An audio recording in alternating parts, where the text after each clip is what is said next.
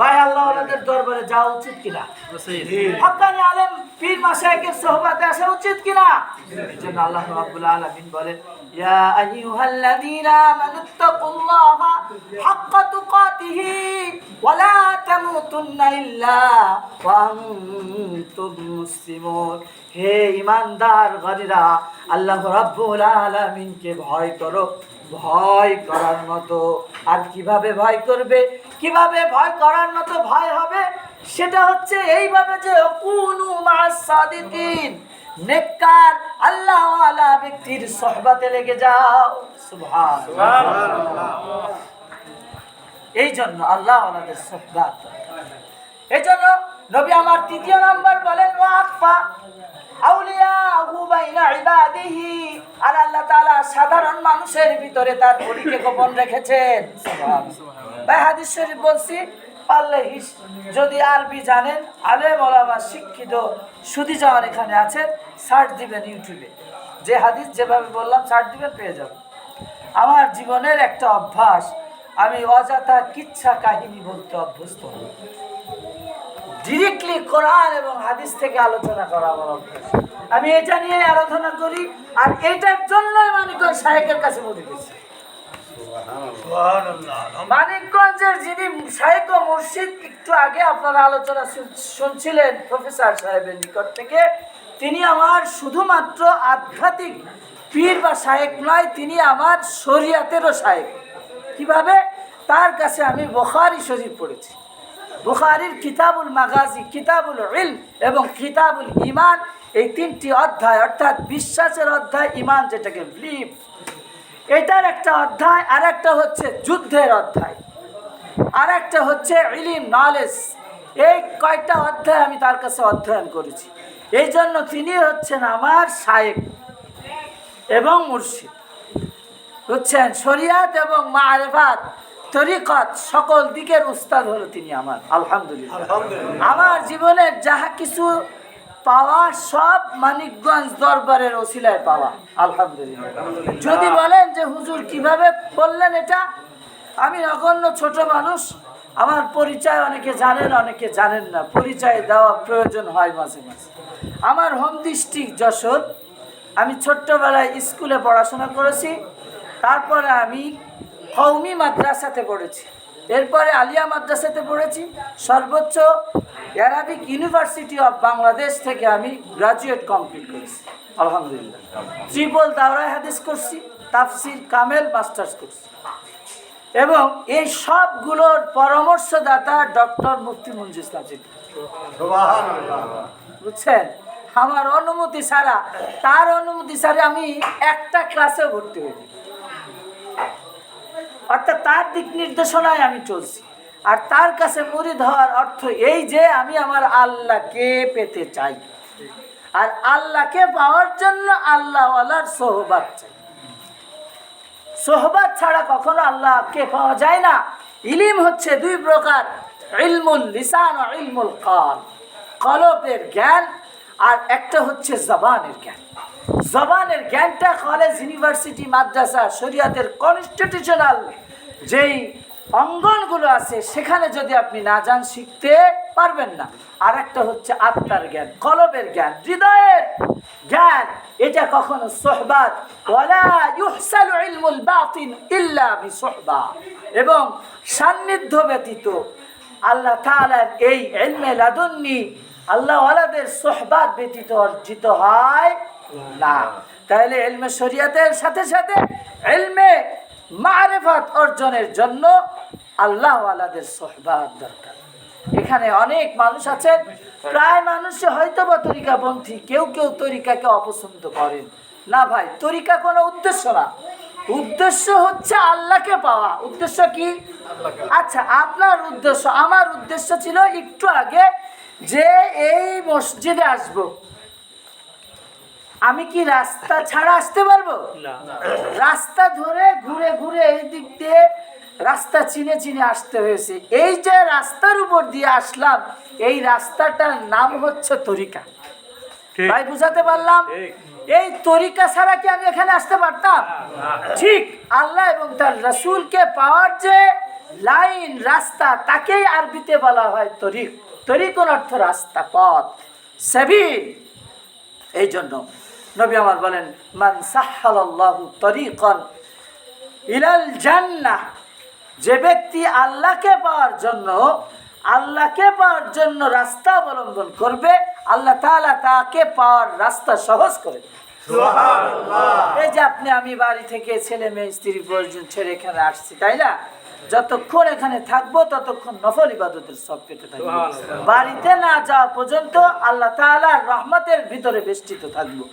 এই জায়গায় সম্পূর্ণটা ফেরেশতারা আল্লাহ তাআলার বাইতুল মামুর পর্যন্ত সারিবদ্ধ হয়ে বেষ্টনী দিয়ে রেখেছেন এবং তারা বলতেছেন, আল্লাহুম্মা গফির আবদা, আল্লাহ তোমার বান্দাকে মাফ করে দাও, আল্লাহ তোমার বান্দাকে মাফ করে দাও। ঠিক যতক্ষণ না পর্যন্ত আপনি এখান থেকে বাড়ি না পৌঁছাচ্ছেন, অর্থাৎ এই আসা যাওয়ার মাঝে অথবা এখানে যদি আপনার মৌত হয়, আপনি শহীদি দরজার। বা এটা সৌভাগ্য না সৌভাগ্য? এই জন্য আল্লাহর রাসূল বলেন, মাইয়ুরিদুল্লাহ ফাকাদ ইউফাক্কিহু ফিদ্দীন। আল্লাহ তাআলা যার কল্যাণ চান, ভালাই চান, মঙ্গল কামনা করেন, আল্লাহ রাব্বুল আলামিন তাকে দ্বীনের সঠিক দান করেন, দ্বীনের সঠিক বুঝ দান করে দেয়। এই বুঝটা এমন সময়, অত্র গ্রামে বহু মানুষ আছে না, বুকে হাত দিয়ে বলেন 10 ভাগের 1 ভাগ কি এখানে আসছে? আল্লাহ ভালোবাসেন নাই, তাই আসতে পারে নাই। আল্লাহ তাআলা হেদায়েত চান নাই, হয়তো এই জন্য আসতে পারে নাই। আল্লাহ তাআলা হয়তো আজকের এই অনুষ্ঠান, এই মাহফিল, এই ইজতেমার মাধ্যমে আপনার গুনাহ মাফ করতে চান, এই জন্য আপনাকে আনছেন। হতে পারে আরো কিছুক্ষণ পর আরো লোক আসবে, আল্লাহ তাআলা তাদের জন্য চেয়েছেন। ভাই, অনেক মানুষ বলে, যাক মসজিদে মাইকে আওয়াজ শোনা যাইতেছে, তাহলে তো হুজুররা ওয়াজ করতেছে, আমরা বাড়ি বসে সুন্দর করতেছি, দরকার কি এত কষ্ট করে গরমের মধ্যে নিজের ঘরের টেবিলে ফ্যান একটা সেট করে দিলাম, এর বসে বসে ওয়াজও শুনলাম, গানও দেখলাম। আছে না নাই? মোবাইল টেপে আর মনে জায়গায় হুজুরের ওয়াজ তো শুনতেছি। ভাই, যে বাচ্চা দেয় না, বাচ্চা মুরগি দেয় কি দেয় না? চিনেন আপনাদের দেশে কুররাহা মুরগি আছে না? বড় আছে না নাই? মুরগিতে বাচ্চা দেয়, এটা কি কয়? তাও দেওয়া না।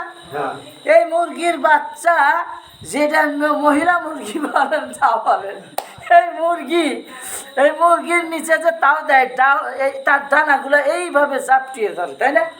আচ্ছা, এই ডানার থেকে বাইরে যে যদি কোনো ডিম রাখা হয়, অথবা ওইটার মুরগির তাফালিংয়ে একটা ডিম ওই দিকে চলে যায়, ওইটা যে তাপ পেল না, পাইছে তাপ?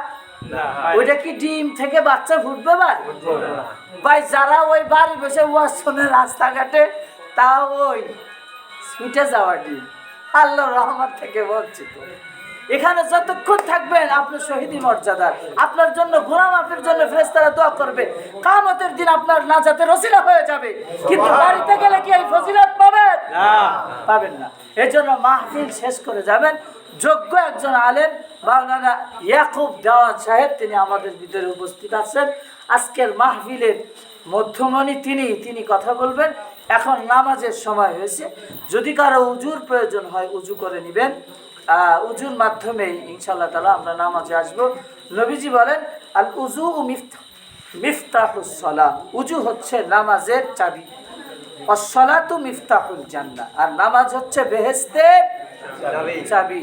জানে নামাজের লোক আছে নাকি আপনাকে এলাকায়? ধ্যানের নামাজ বড় নামাজ, মসজিদের নামাজ সাররে দিল কা বেতা আল্লাহ থাহে, মসজিদ করে কারে খোঁজে? এই লোক আছে কি না এদেশে? না, আপনাদের এলাকায় নাই, আপনারা সবাই ভালো বুঝছেন, নামাজে আসছেন, আপনারা নিঃসন্দেহে আল্লাহ বলি সবাই। ভাই, তাই যদি হয় তাহলে দিলে মনে মনে ইরাদা করবেন, আল্লাহ এই সুন্দরী মহিলাটারে আমি বিবাহ করলাম, এই সুন্দরী মহিলার গর্ভ থেকে আমার একটা ফুটফুটে সুন্দর নায়ক বানিয়ে দাও। আসবে না? আশরাফ আলী থানভী রহমাতুল্লাহ আলাইহির কিতাব খুতবায়ে থানবীর ভিতরে একটি ঘটনা উল্লেখ আসছে। এক ব্যক্তি আসতেছেন আর দোয়া চাইতেছেন, হুজুর একটুখানি দোয়া করুন, আমার জন্য একটা ছেলে। খানিক পর আবার আরেকদিন আসছে, হুজুর একটুখানি দোয়া করবেন যেন একটা পুত্র সন্তান আমার দেয়। তৃতীয় দিন হুজুর খপ করে হাতটা ধরে ফেলছে, ডেলি যে আপনি দোয়া চান, কি দোয়া? হুজুর আমার জন্য একটা পোলা দেয় আল্লাহ, তো বিয়ে করছেন না? তা তো করি নাই হুজুর। বিয়া করেন নাই, পোলা তালাশ করেন। আপনি আল্লাহ আল্লাহদের সোহবাতে যান না, জিকির করেন না, নমাজ পড়েন না, উজু করেন না, আপনি আল্লাহর ওলি হন না।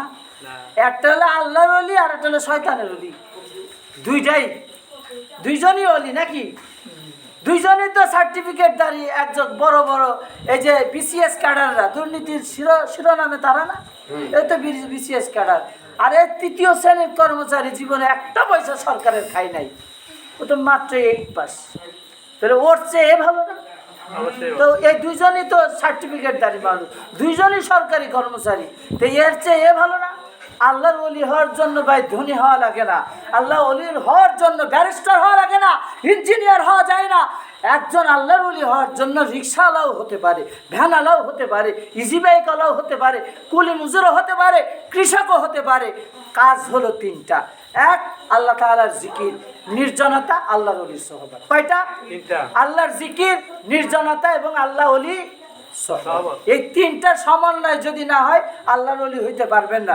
যদি কোন হুজুর আপনি গার্জের কথা বললেন, সূরাত ইউনূস পড়ে দেখবেন যে আয়াতের শুরুতে আল্লাহ তাআলা বলেন, আলা ইন্না আউলিয়া আল্লাহি লা খাউফুন আলাইহিম ওয়ালা হুম ইয়াহজানুন। নিশ্চয় আল্লাহওয়ালা যারা, আল্লাহর বন্ধু যারা, আল্লাহওয়ালাদের কোনো ভয় নাই, দুনিয়াতেও নাই, আখিরাতেও নাই। আল্লাহ তাআলা আরো বলেন, আল্লাযীনা আমানু ওয়া কানু ইয়াত্তাকুন। আর আল্লাহর ওলি কারা? যারা আল্লাহর উপরে ঈমান আনে এবং মুত্তাকি। সুবহানাল্লাহ, তাকওয়া। এরপর আল্লাহ আরো ভেঙে বলেন, লাহুমুল বুশরা ফিল হায়াতিদ দুনিয়া। দুনিয়ার জগতে তাদের জন্য রয়েছে সুসংবাদ, অফিল আখিরা, এবং আখিরাতে জান্নাতের সুসংবাদ। দুনিয়ায় ভয় নাই, আখিরাতের ভয় নাই। আল্লাহ ওয়ালাদের সোহবতে যে নিজেকে আত্মশুদ্ধ করে আল্লাহর ওলি হতে চায়, কে কে? আল্লাহ। আপনি মানিকগঞ্জে যে মুরিদ হবে এটা আমি বলি না, আপনি দেখতে পারেন মানিকগঞ্জ শাহেখকে, অন্য অন্য শাহেখ যারা আছে, আমার দৃষ্টি থেকে ছোট থেকে দেখে আসা কওমি, দেওবন্দি, জামাতি, ওহাবি, সুন্নি, বহু রকম আলেম দেখেছি। 3 লাইনে লেখাপড়া তো ছোট্ট মানুষের জীবনে বহু আলেম দেখছি, কিন্তু আমার শাহেখের মতো চতুর্মুখী জ্ঞান রাখা আলেম আমি এক পিসি পেয়েছি, আলহামদুলিল্লাহ। এই জন্য আমি আমার শাহেখের কাছে মুরিদ হয়েছি। আপনার যদি ভালো লাগে আমার শাহেখের কাছে মুরিদ হবেন। দাওয়াত থাকলো আগামী ডিসেম্বরে ইনশাল্লাহ, এবং প্রতি মাসের মাসিক মাহফিল হয় 15 তারিখ, ইংরেজি মাসের 15 তারিখ। দাওয়াত থাকলো আমার শাহেখের দরবারে দেখে আসার জন্য। ভালো লাগলে মুরিদ হবে ইনশাআল্লাহ। মুরিদ হওয়া উদ্দেশ্য না, আল্লাহ ওয়ালার সোহবতে যে আত্মশুদ্ধি করা হলো ফরজ। বায়াত হওয়া বিল ইত্তিফাক সুন্নাত। সুন্নাত জারি হলে আত্মশুদ্ধি হবে, আত্মশুদ্ধি হলে আল্লাহকে পাওয়া যাবে। ওয়া আখির দাওয়ানা আলহামদুলিল্লাহ। আসসালামু আলাইকুম। নামাজে এশার নামাজের পরে নামাজের জন্য নামাজের পরে তারপরে ইনশাআল্লাহ তাআলা আমাদের মূল বক্তব্য বয়ান করবে ইনশাআল্লাহ তাআলা। আমরা এখন নামাজে দাঁড়াই যাই, সবাই কাতার কাটা করি। ইমাম সাহেব কই?